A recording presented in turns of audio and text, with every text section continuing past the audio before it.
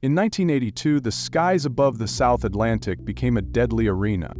The British Royal Navy was outnumbered, outgunned, and flying outdated jets off tiny carriers. But somehow, their Sea Harriers, small, subsonic jump jets, managed to dominate the skies.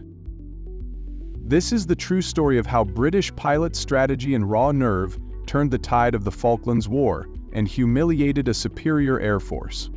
When Argentina invaded the Falkland Islands, Britain was 8,000 miles away and caught off guard. No nearby bases, no airstrips, just 2 aircraft carriers and a handful of Sea Harriers. Meanwhile, Argentina had over 200 modern aircraft stationed on the mainland. Mirages, Daggers, Skyhawks. Fast, dangerous, and close.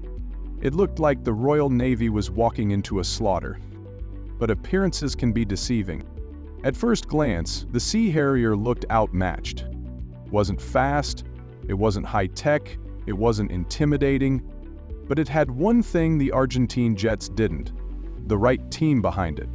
Harrier pilots were handpicked, highly trained in air combat, and backed by a system built for flexibility and speed. Their jets had vertical takeoff, compact design, and crucially AIM-9L sidewinders, missiles that could lock on from any direction. This made them deadly in dogfights, especially in the close-range, fast-paced chaos over the Falklands. Here's what made the difference: tactics. Instead of chasing kills, British pilots flew in tight patrols, always protecting the fleet. They stayed low to avoid radar, they struck fast, and they vanished before Argentine fighters could react. Meanwhile, Argentine pilots had to fly long missions from the mainland, with barely enough fuel to reach the islands and return. No time for combat, no margin for error. And worse, their outdated missiles could only hit from behind, while British missiles hit from any angle. Every mission became a gamble, and the Harriers cashed in. Day after day, Harrier pilots punched above their weight. On May 1st, they claimed their first kills, shooting down Mirages and forcing the Argentine Air Force onto the defensive. Over San Carlos water during Britain's amphibious landings, Harriers defended the fleet under intense pressure.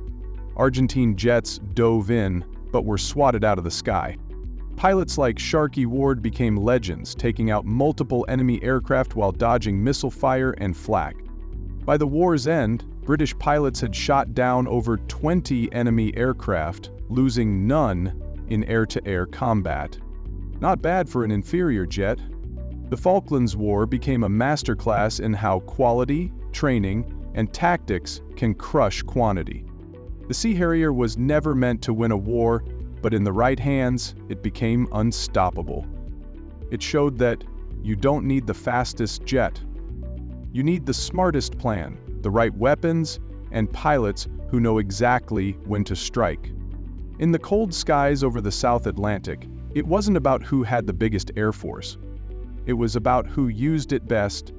The Falklands Air War rewrote the rules of modern aerial combat. It proved that even in a technological mismatch, skill and strategy still matter. And it cemented the Sea Harrier as one of the most underestimated aircraft in history. If you enjoyed this dive into real military strategy and forgotten heroism, make sure to subscribe for more incredible war stories. Until next time, stay sharp and never underestimate the underdog.